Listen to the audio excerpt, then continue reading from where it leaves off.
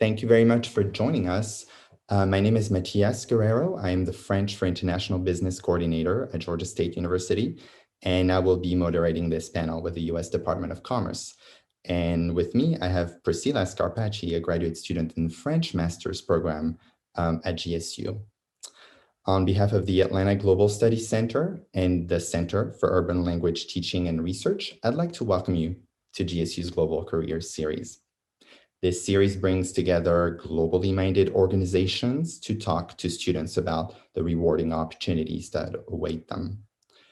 We're very fortunate that Ms. Heather Mccloud, a commercial officer with the U.S. Commercial Service at the U.S. Department of Commerce, is here today to talk to us about internships, employment, global skills, and professional development. Thank you very much, Heather. Before I turn it over to Heather, I'd like to go over a few housekeeping items with you. First, just know that this session is being recorded, so we ask that you please keep your microphones muted to reduce any noise during the presentation. At the end of the presentation, there will be a Q&A for about 15 to 20 minutes, and you'll have opportunities to ask questions to our speaker. So feel free to type your questions in the chat during the presentation or raise your hand. You have a feature, I believe it's under reactions. If you click on reactions and you have the option to raise your hand. My co-moderator, Priscilla, will ask your questions to our speaker if you use the chat, or give you the opportunity to unmute your microphone and ask your question directly to our speaker if you chose the raise hand feature. And now I'll turn it over to our esteemed speaker, Ms. Heather Mccloud. Good afternoon, Heather. How are you doing today? I'm good. Thank you, Matias. Thanks for having me. Sure. Thank you for your time. We really, really appreciate it. So, Heather, let's start.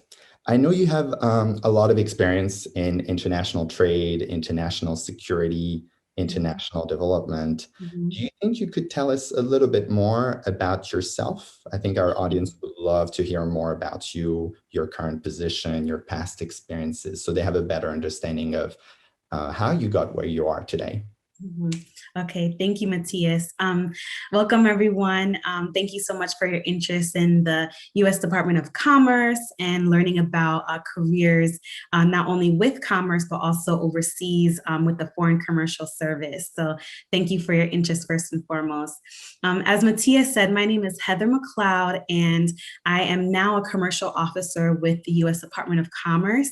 I started in August of 2019. That was when I was sworn in as a commercial officer, and have been, and I'm currently based in the United States. Even though I'm a Foreign Commercial Service officer, I'm still based here in the United States on a domestic tour before I head overseas. And right now I'm actually in the process of finding out where I'll be going next, either today or actually next week. And next week is also my birthday. So it's going to be a birthday present for me to know where my life is going after this tour. So commercial officer based here in Atlanta.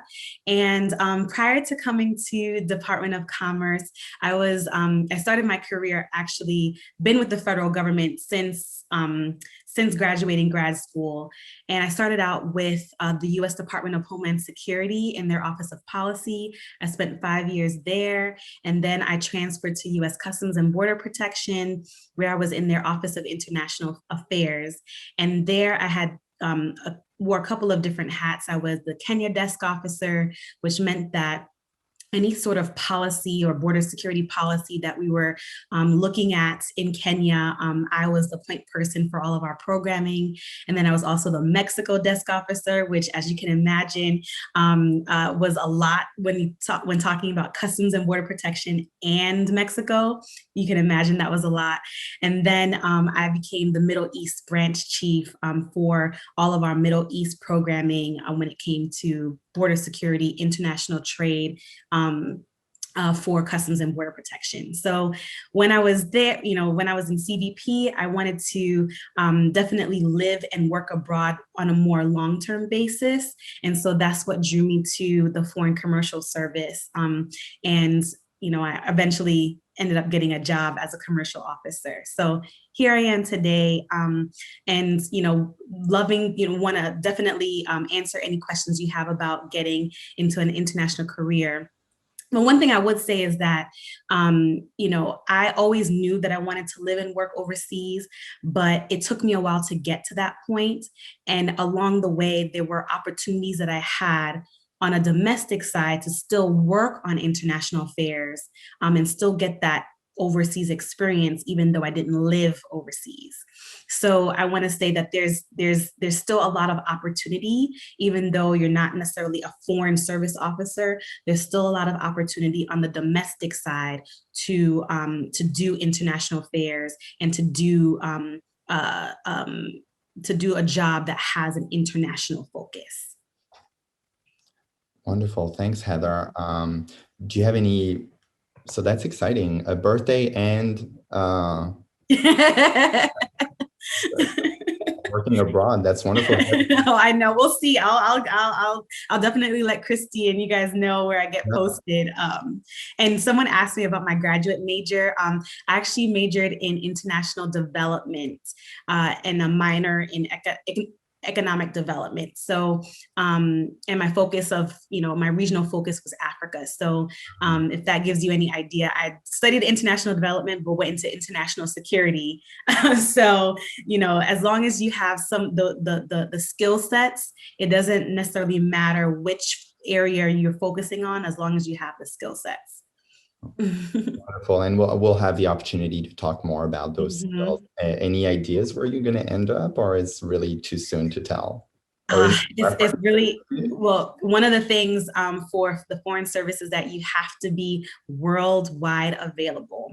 And so, even though for my first tour, my Atlanta tour, they said, Heather, you're going to Atlanta, and I came.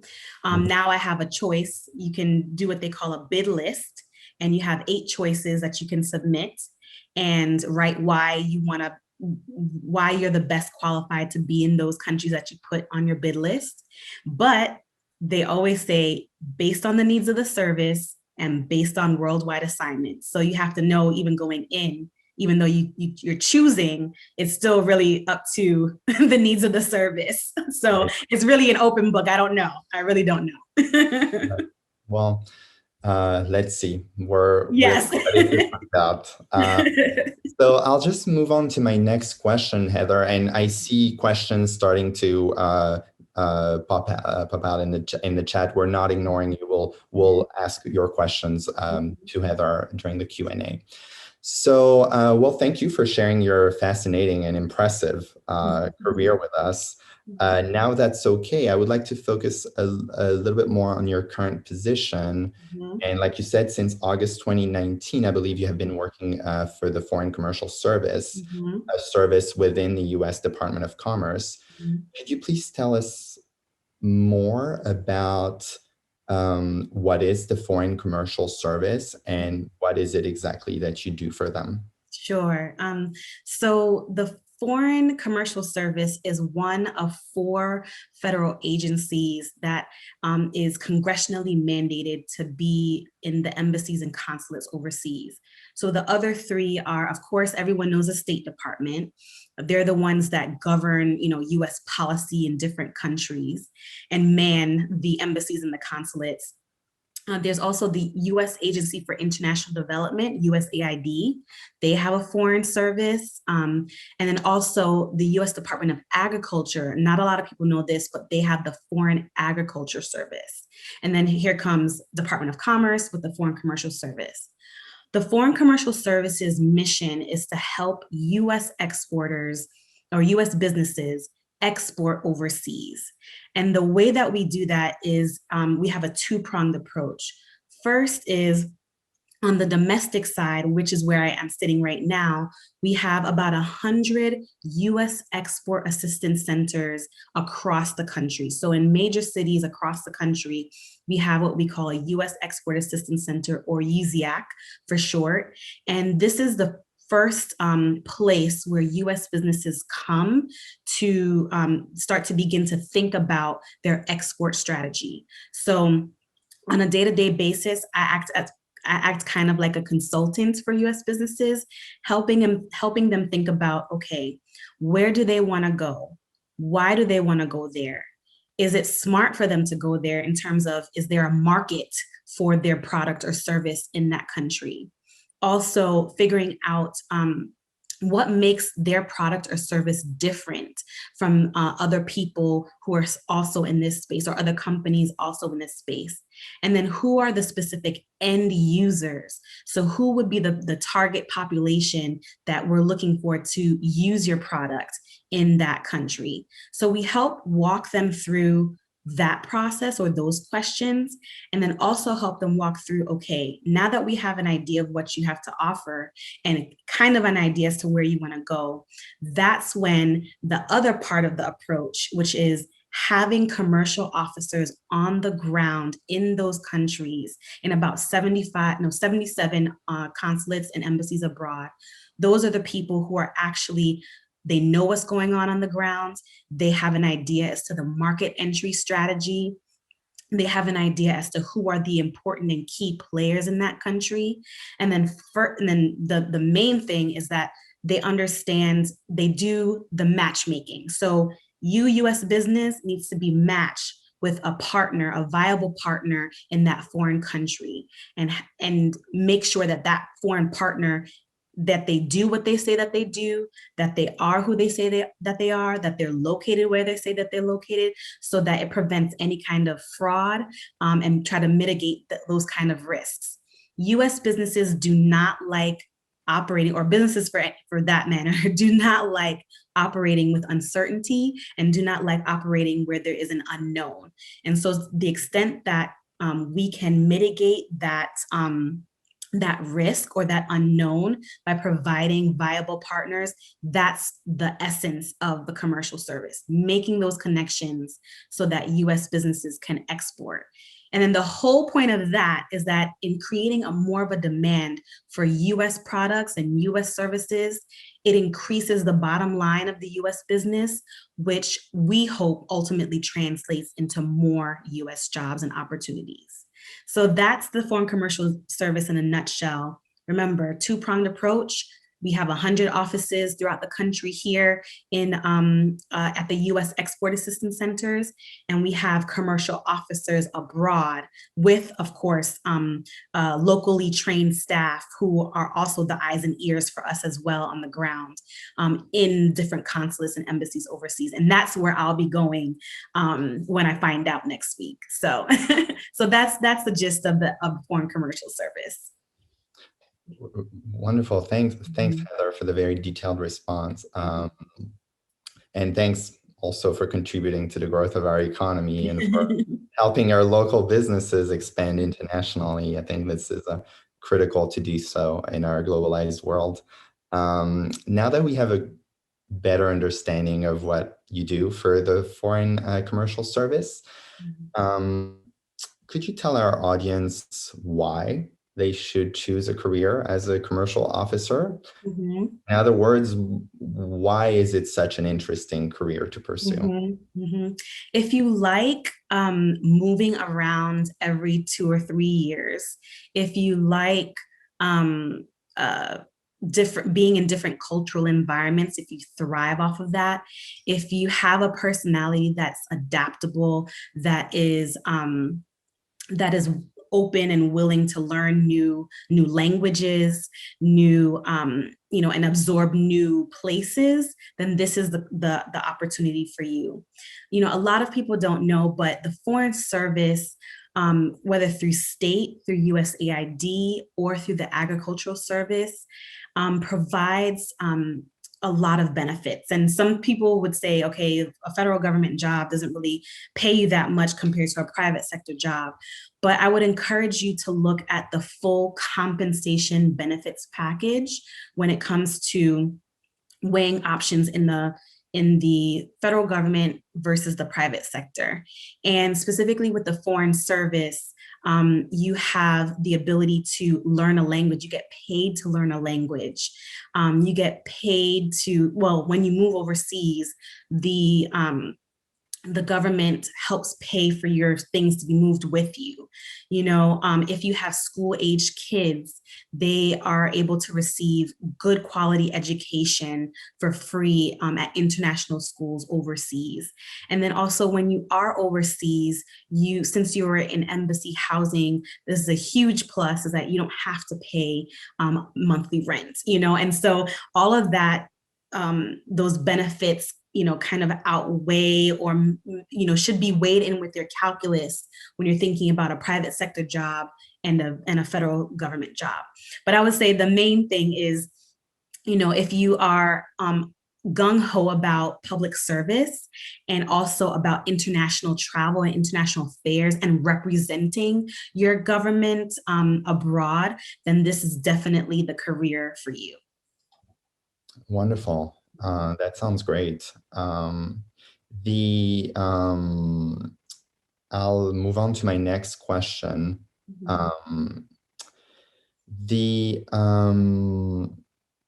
Now that you've convinced our audience, commercial officer,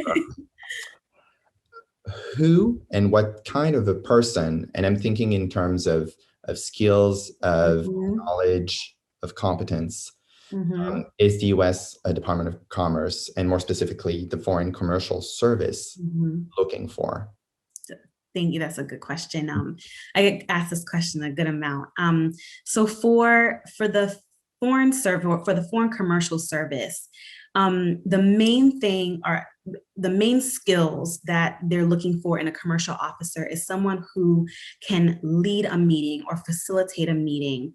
A large part of a commercial officer's job is simply keeping the ball rolling. So you have a client, a U.S. business that comes to you and you're getting them started on their export strategy. How do you keep them moving along in the process to make sure that they get from point A to point Z, which is sealing a deal with a foreign counterpart? So you need to be able to lead meetings, to have an objective, to take notes, to do recaps, to do all of those things that will essentially keep the ball rolling. Another big thing that the commercial service is looking for are people who have that networking skills, those interpersonal skills, because think about it, you are convincing, for lack of a better word, a U.S. business to take your recommendations as to where they should go, how they should do it, and they're ultimately putting their funds and their resources and their energy and their time into the recommendations that you make. So you have to establish a rapport and build trust almost immediately when you're working with a U.S. client. And then the third thing I would say is definitely writing properly, writing concisely, writing, excellent writing skills, because not only are you writing memos of some sort, but you're also writing to businesses, and they need to understand complex, maybe issues, with getting into a market in a very plain manner. And so those are the things that I know that the commercial service is looking for, those interpersonal skills, the ability to build trust, leading and facilitating meetings, project management, making sure that you're taking a company along in the process, and the ability to think critically, because not all companies are going to come to you with the same problems or the same issues with exporting overseas. And so the ability to assess quickly and to really think, okay, where is this company at? How can I help them? What can I offer? What can I bring to the table? Those are the skills that the commercial service is looking for. I know, we've been dropping in the chat some more ways or some more skills and attributes. Definitely look at the 13 dimensions of a foreign service officer. That's from State Department, but that is also a wealth of information in terms of what the foreign commercial service is looking for. I think they have social self-awareness or cultural adaptability, the ability to go into a country and to adapt, still maintaining a sense of who you are, but to adapt to the culture and to build rapport with the people that you're working with, the people in the embassy. That's all attributes that the Foreign Commercial Service is looking for. Wonderful. Thanks, Heather. We heard We heard interpersonal skills, leadership skills, networking skills. Mm-hmm. Those are all skills that we're really trying our students uh, to grow and work on while they're studying, so they're ready for their global careers. So thanks for highlighting those skills. Um, Mm-hmm. I think this is the perfect time to remind our audience that you can ask questions in the chat or raise your hand, and I promise you, we'll answer your questions. We're not ignoring you. I promise. So Heather, now that we have that we know the type of person that the Department of Commerce and the Foreign Commercial Service are looking for, Mm-hmm. um, could you tell us more about some of the entry-level requirements for a career in the U.S. Mm-hmm. Department of Commerce and the Foreign Commercial Service? We've already talked about skills, but maybe you could talk to us about some of the entry-level requirements and Mm-hmm. the skills that the perfect candidate should have Mm-hmm. in order to apply. Mm-hmm. So for the Foreign Commercial Service, what I'll do is I can compare it to the State Department process, which I think a lot of people are more familiar with. So with the State Department process, it's a test and then a written test and then an oral assessment, which is another way of saying an in-person interview or an interview. And so for the Foreign Commercial Service, it's the an application that appears on usajobs.gov. And for those who don't know, usajobs.gov is the website for federal opportunities. And maybe once a year or once every other year, there is an announcement for the Foreign Commercial Service on USA Jobs. Now, the key with USA Jobs in particular is that you have to read the announcement. Like I encourage people to print out the announcement and to read the announcement like from the beginning to the end, because I've known people who I've referred to of course apply to the Foreign Commercial Service, and they are immediately told that they're not eligible because they forgot a part of the application. They didn't read the entire announcement, and then and as a result they forgot a part of the application and therefore didn't make it past that round. So you want to make sure that if there's a writing sample that needs to accompany the application, you do the writing sample. If there's a questionnaire that you need to fill out, that you do the questionnaire. You want to make sure all parts of the application is submitted. And then the second thing is your resume, your federal resume is not going to be the same as a private sector resume. Your federal resume has to reflect the requirements and the experiences that are called for in the announcement in your resume. And you have to follow a specific format where I don't know if you guys have heard of the STAR format, where it's situation, task, action, result. And it's, explaining what experience you have or you have had that demonstrates the skill that the announcement is looking for. So in that sense, your federal resume will not be one page. It will probably be longer because you want to cover as much ground in your resume to show that you have all of the applicable or the required skills and knowledge and abilities to do the job. Now, in terms of a requirement, definitely the first thing is for any federal job, you have to be a US citizen. And then the second thing is that for the Foreign Commercial Service, I have seen people who have masters and who don't have masters, and they have, but they have considerable experience. So whatever it is, whatever combination, you just want to make sure that you meet all the requirements in the announcement when it comes out. So I would literally check off, if they have the requirements part, check off all of the different things that you need to have in your application and the necessary skills that you need to highlight in your resume to reflect what they're looking for in the application. I know that was a long-winded answer, Matthias, but I wanted to make sure, because when I mentioned usajobs.gov, some people are like, it's a black hole, it's a polar vortex, it's, there's nothing, every time it just sucks my resume and I never see it again. But I want to make sure that people understand that you have to really craft your resume to meet the requirements and the skills that they're calling for in the job. And this means that it's not waiting until the 11th hour to do these applications. You have to take the time necessary to do these applications. And then the last thing I'll say is that sometimes on USA Jobs, they have questionnaires, and sometimes people undervalue or underestimate their skills in the questionnaires, and they say, oh, I'm a beginner or I'm a novice. If you can make the link on your resume that you have the experience in different settings, then you're not a beginner and you're not a novice. You're an intermediate or an expert in that.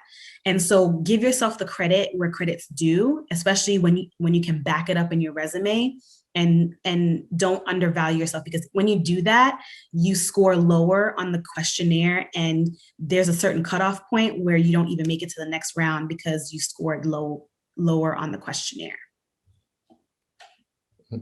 Thanks, Heather. That's really, really helpful. I actually took a lot of notes.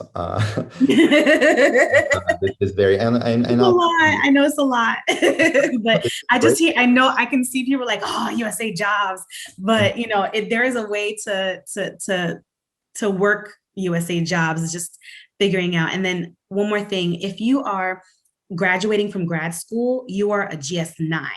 If you're graduating from undergrad, you're a GS7. So another reason why people get thrown out is because they're an undergrad at a GS7 level and they're trying to apply to jobs that are GS9. You're automatically going to get booted out of the running because you do not meet the requirement for that job if you only have an undergrad education.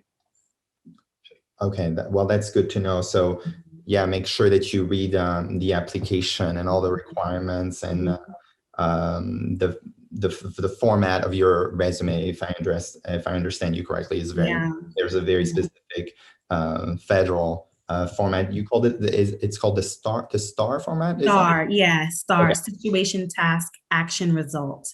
Okay. And it's just like 3 sentences instead of doing, usually in the private sector, it's like 1 sentence about what you did, but it turns out to be more like 3 sentences, 3 or 4 sentences instead of a bullet. Right. And sounds good. And so don't sell yourself short. If I understand, applicants may have a tendency to not give themselves credit for their accomplishments. Exactly. Right. So, well, thanks, Heather. That's very, very helpful. So many of our participants in the audience today are still in college or they just graduated, and I suspect that they really want to be prepared and ready to enter the workforce after graduation. So what should these students who are listening to us right now do to better prepare for a career in the federal government, more specifically in the Department of Commerce? In other words, what should they do now while in college or right after graduation that will set them apart? So the first thing I would say is start looking at your current experiences from now and start making those start following the STAR format. So is it, revamping your resume, but also thinking about the stories behind, or the experiences that can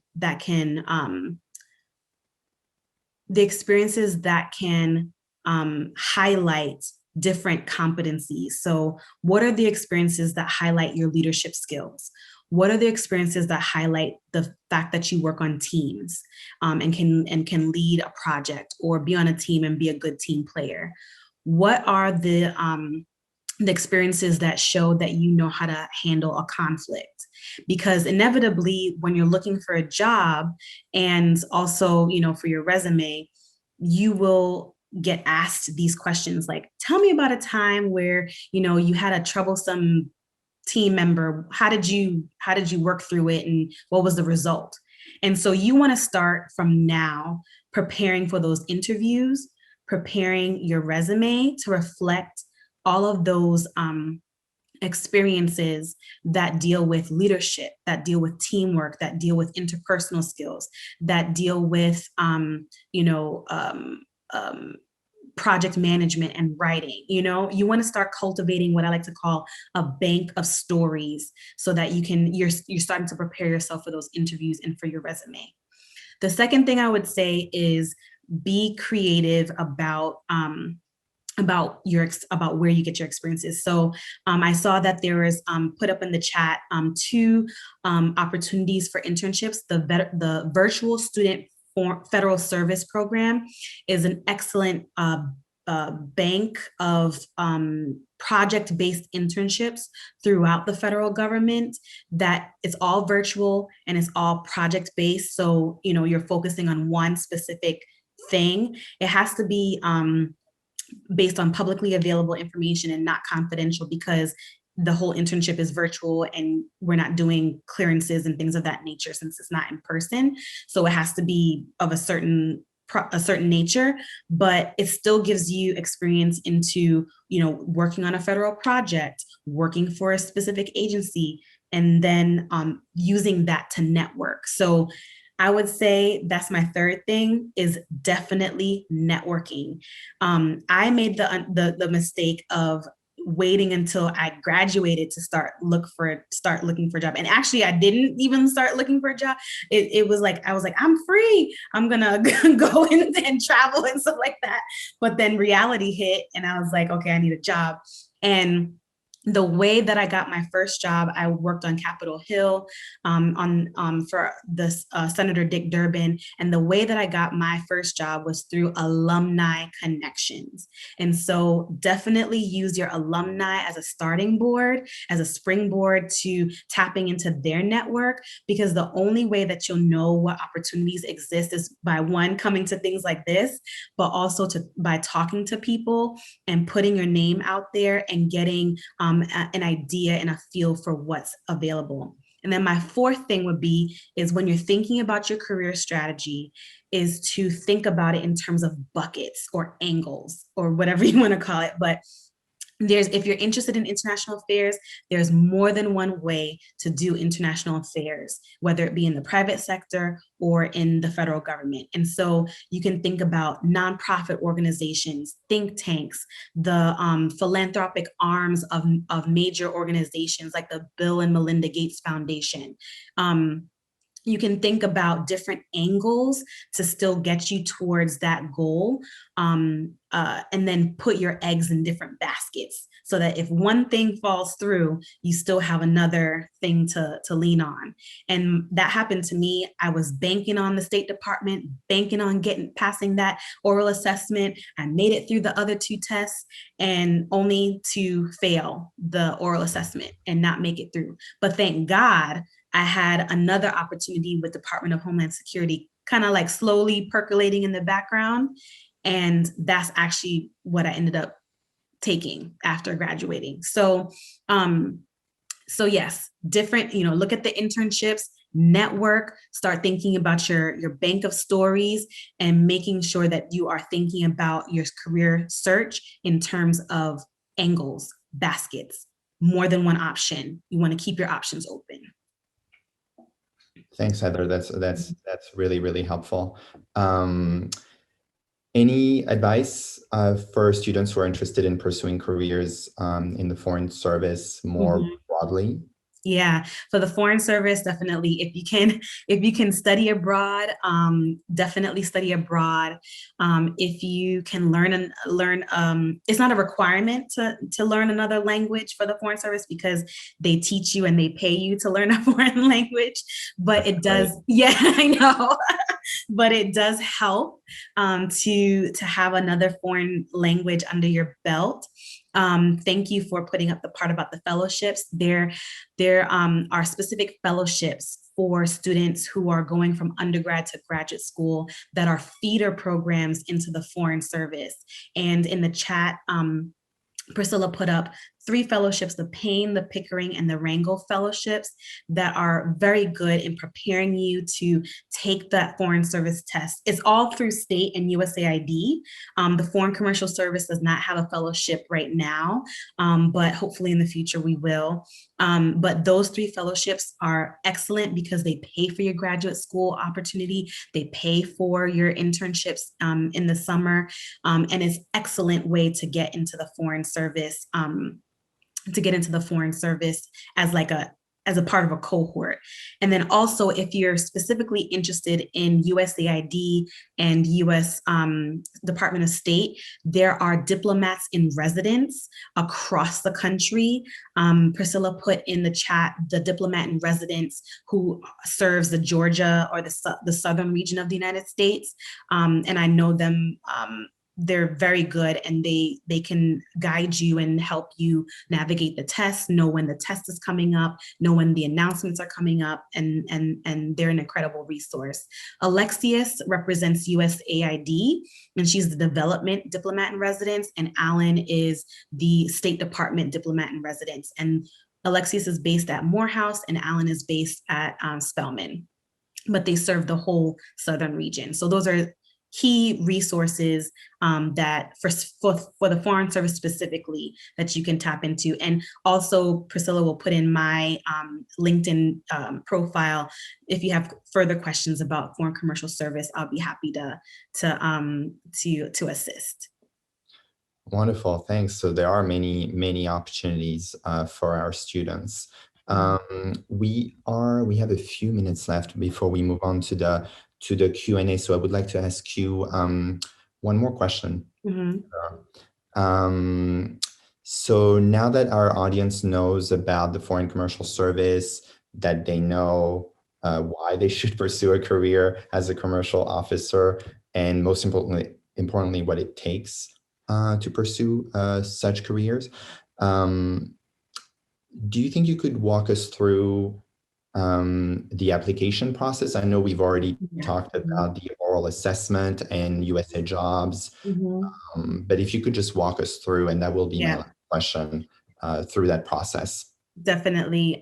So this is why I say it's good to have different, don't put your eggs in all in one basket, because the process, it could go faster in the beginning and then it goes slower. So you apply on USA Jobs, you get everything in, you make it to the next, you get invited to the oral assessment. So they look at your application, you make the cut, you go and you get invited to the oral assessment, and you pass the oral assessment, and you get placed on what they call a list, a rank order register, and that's where you have to kind of wait. So in the process of that, you're doing your medical clearances, you're doing your security clearances, and depending on if you've traveled extensively before applying and coming on to commercial service, it may take a little bit of a while to get through your security clearance. So just be mindful of that you would want to have something else happening or working while you're waiting on, or being in school still while you're waiting on that process to kind of work itself out. Then once you get off of the rank order registry and you're invited into a class of commercial officers, and you go through a training, and you get sworn in. So all of that can be like a year, maybe a year and a half. So I won't tell you. You have up to 2 years to be on the rank order registry before you have to do the whole process again. But usually they take people off of the list in due time, well in advance, before their name expires, quote unquote, on the list. So I would say about a year for the whole process to work itself out. Okay, so from what I understand, take your time to fill out your application. Make sure that you read everything, that you fill all the requirements, but also just know that it's a long process. That you should plan accordingly. Well, thanks, Heather. I think I think you are about to answer a few more questions Okay. from the audience. So Mhm. before we let you go, I promise we'll let you go at some point. It's okay. We'll turn it over now to Priscilla for the Q&A. So if you Mhm. asked your questions in the chat, Priscilla will be asking your question to Heather. If you have raised your hand, she will call your name and give you the opportunity to unmute your microphone and ask your question directly to our speaker. We ask that you please mute your microphone back and unraise your hand after your question is answered if you've used the raise hand feature. So Priscilla. All right, so I'll be asking the questions as they were received in the chat or as I notice that the hands are raised. So the first question was, what does a tour entail? Thank you. So a tour means that you are in your assignment, and usually your tour is it starts off as 2 years with the opportunity to extend for another year. I think the longest that you can extend to stay in a place is 4 years, and then you need to move on, basically. So a tour can either be domestic, which is what I'm doing right now, domestic, or overseas in one of our consulates and embassies. But yes, it's a tour equals an assignment. All right, thank you so much. Mhm. The next question is, what gives someone hiring preference points for the Foreign Commercial Service Agency? So an application question. So what I mentioned before is making sure your experiences noted in your resume ties to the requirements and the what they're outlining in the application. So that's the first thing. Like I mentioned before, the master's, if you don't have a master's but you have considerable experience, that's fine. That's even, I won't say even better, but that equals out. So don't think that because you don't have a master's that doesn't make you competitive. It makes you just as competitive as someone who has a master's, especially if you have a lot of experience that meets the requirements that they're looking for. And then the last thing is, I'm not sure about the veterans preference. I'm actually not sure about that, but I know for a good amount of federal jobs that veterans do get additional points for their service, and in addition to, I think, Peace Corps service and some other private previous service, but I'm not sure about that. And then the last thing I would say is the questionnaire. Remember when I was saying that sometimes people underestimate themselves and they score themselves lower than what they should. So as long as you're not lying, don't lie, but as long as you can back up your claim to be an intermediate or an expert with experiences on your resume, then you can check those boxes and not underestimate yourself. So that's what I would say for that. Thank you so much for your response. Mm-hmm. And then I have another question regarding students that are pursuing a graduate degree. They were wondering what kind of opportunities are available now with the U.S. Department of Commerce. So I mentioned before the virtual student foreign service, the virtual student internships. Another thing for you guys to remember are the pathways internships, and I would encourage undergraduates and graduates alike to look at pathways internships, whether it be at Commerce or at State, but they're available throughout the federal agency. And pathways internships are internships that turn into a full-time employment opportunity at the end of the year. So specifically for Commerce, pathways internships are given through the USIACs, so through the U.S. Export Assistance Centers. And they come up once in a while because it depends on that office's need for a person, because remember, they're promising to give you a position, so they have to have funding for that position after the internship. So they're a little bit sporadic, but they do come up as an opportunity, and actually that's a good entry point to getting into the Foreign Service, because you come in, you're a Pathways intern, you work at the U.S. Export Assistance Center, you gain those specific commerce-related experiences that they're looking for. And then a lot of people move from being what we call a trade specialist in the UZX to a commercial officer. So that's like a good path that I've seen a lot of my colleagues take is first, trade specialist at the U.S. Export Assistance Center, move over to a commercial officer. And then the pathways again, some people, they get tripped up. If you're an undergrad, you apply to the GS7 announcement. If you're a graduate student, you apply to the GS9 announcement. Perfect. Thank you so much. And we also had Maya McDonald that raised her hand to ask a question. And then I have some more questions from the chat as well. But Maya looks like she was next. Yes, thank you. So I actually asked the question about other opportunities. Oh, yeah. Mm-hmm. And so I actually applied to Pickering and all that. So I was just kind of curious, like outside of those Pathways fellowships, are there anything else available? So as I mentioned before, I'm glad that you applied to the Pickering and the fellowships. Outside for commerce specifically, we don't have fellowships.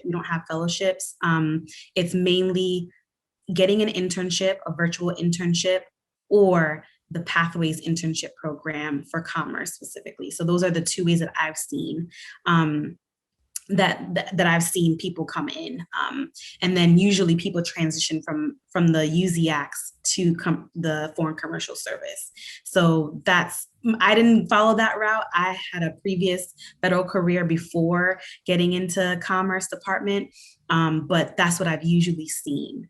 But if you connect with me on LinkedIn, I can get you more information if there are any other ways besides that. But those are the ones that I do know.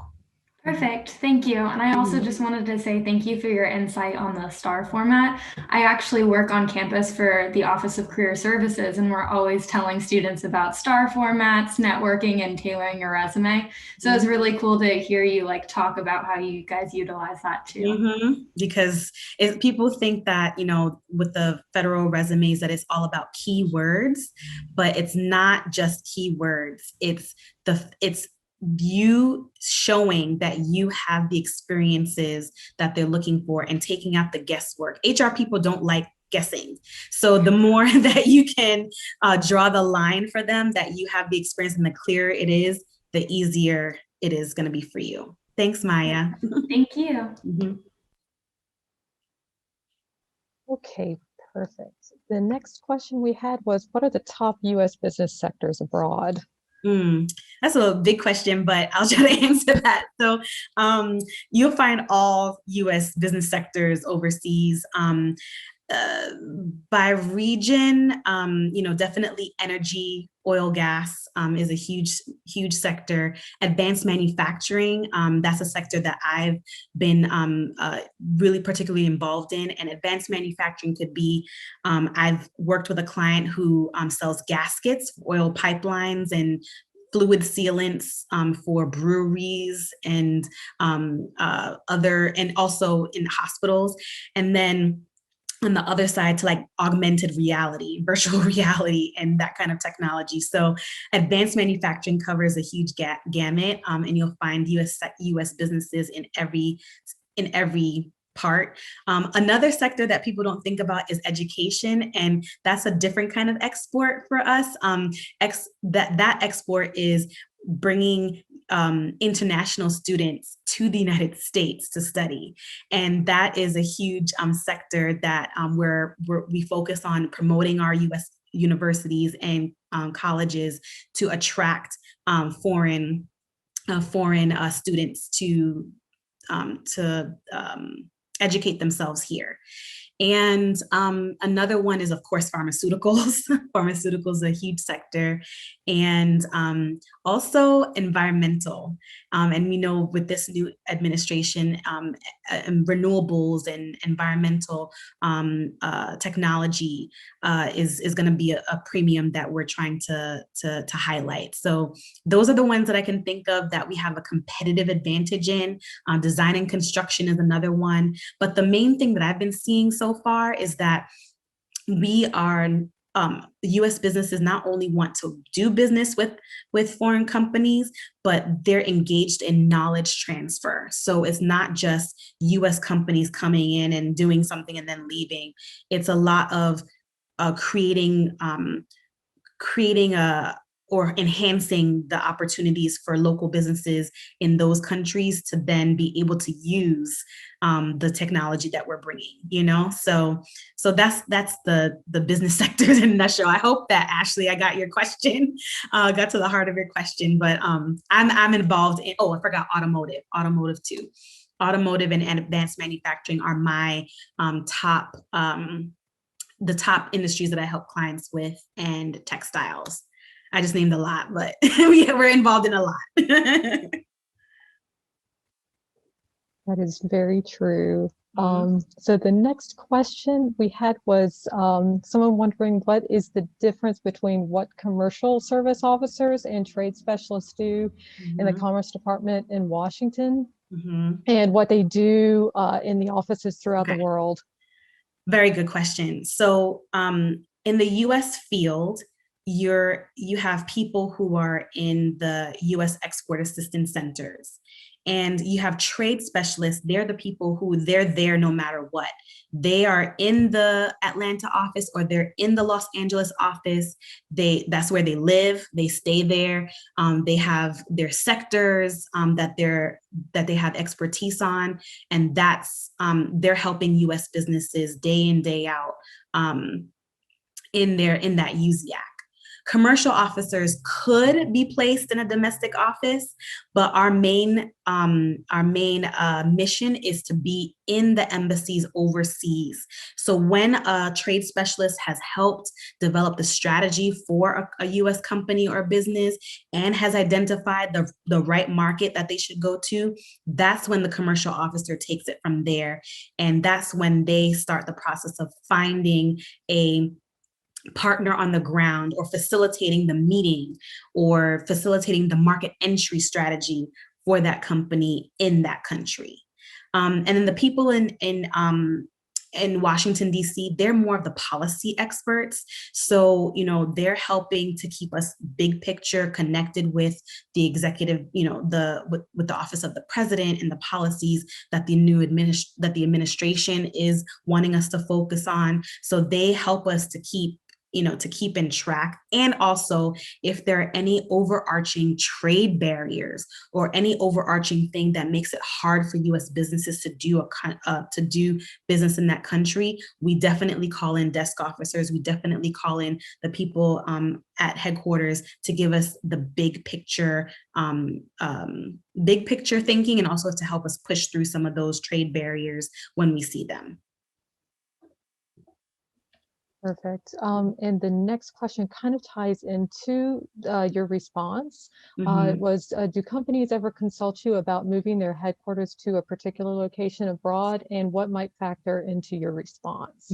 So we don't deal with companies looking to put their headquarters overseas. That's out of our purview. What we are focusing on is them having their business based here in the United States, but then exporting their items overseas. Now, if out of that relationship where they found a partner overseas, they are shipping a lot of things, to, let's say, Ghana. They're shipping a lot of things to Ghana, and they find that it's best to maybe set up shop in Accra to facilitate the business better. We help put them in touch with other agencies that have not only the bandwidth, but have the mission to help them do that.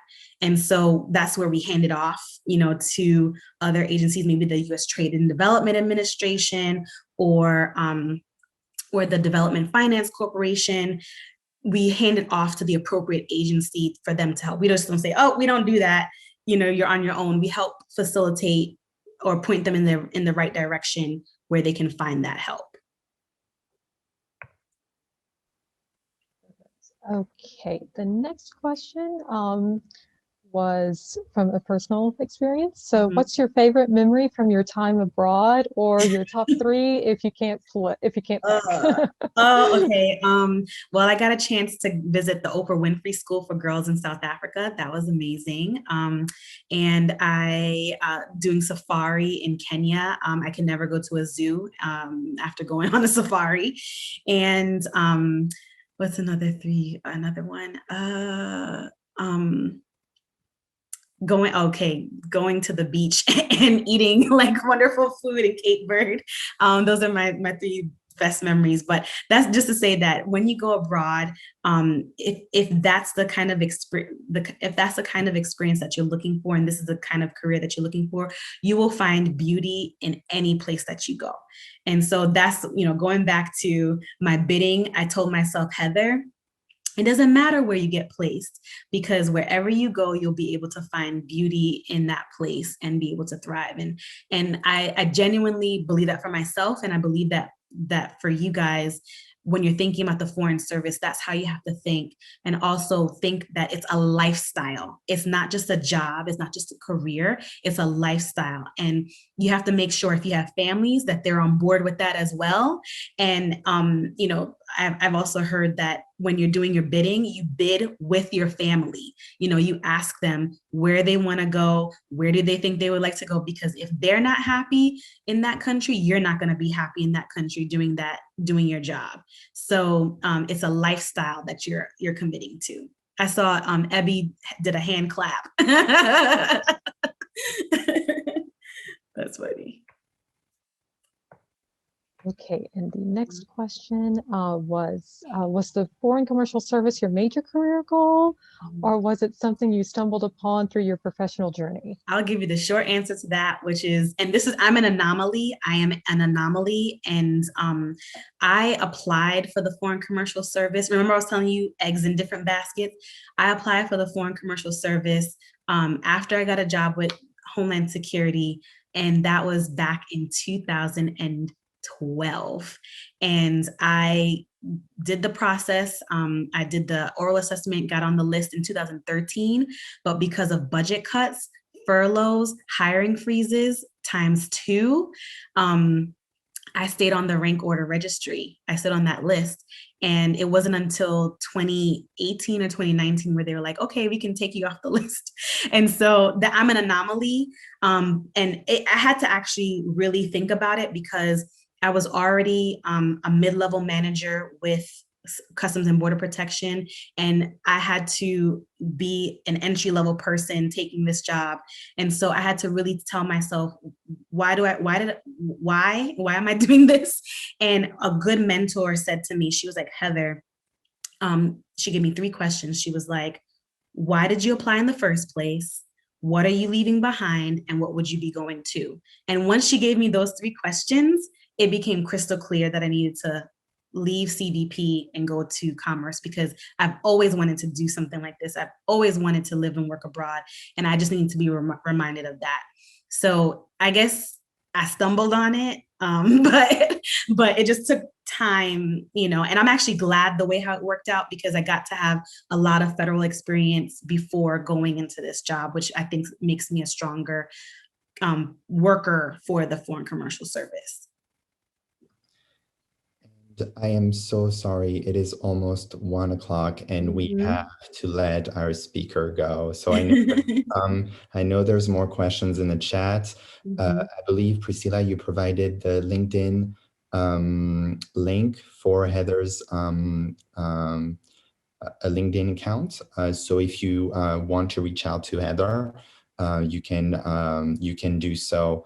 I'm sorry we cannot answer all the questions, but we have to be mindful of the time. So Heather, if that's okay, I'll just highlight a few key points of the presentation before we let you go. So thank you very much for your time and for sharing your experience and advice with us.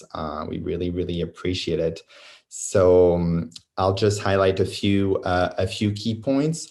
There's many career opportunities for all of you at the U.S. Department of Commerce, the Foreign Commercial Service, but in other institutions as well.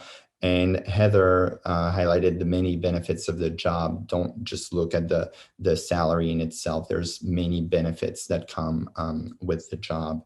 And also, thank you, Heather, for talking to us about the application process, for reminding students that they need to use a federal resume and the STAR format with very specific guidelines. Make sure that you read the application and that you complete everything and that you plan enough time to complete your application as well.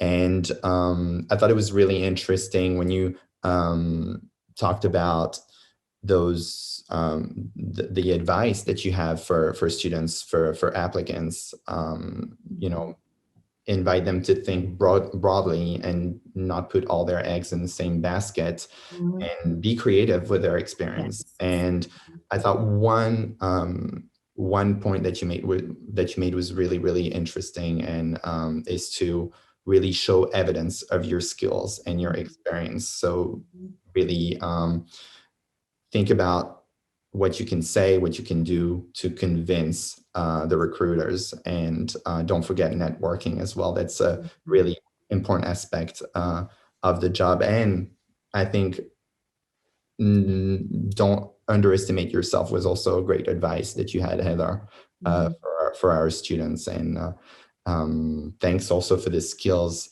leadership skills I've noted, interpersonal skills, build trust. We don't often think about it. So thanks for reminding us. That's an important skill as well. These are all skills that we value and that we teach at GSU, at the Center for Urban Language Teaching and Research, but also at the Atlanta Global Studies Center. So thank you very much, Heather. So thank you all for participating in the Global Career Series. Our next event will be on Thursday, March the 4th from 12 to 1 with CARE International. To attend, please register with the link that I believe, Priscilla, you will provide in the chat. Thank you all.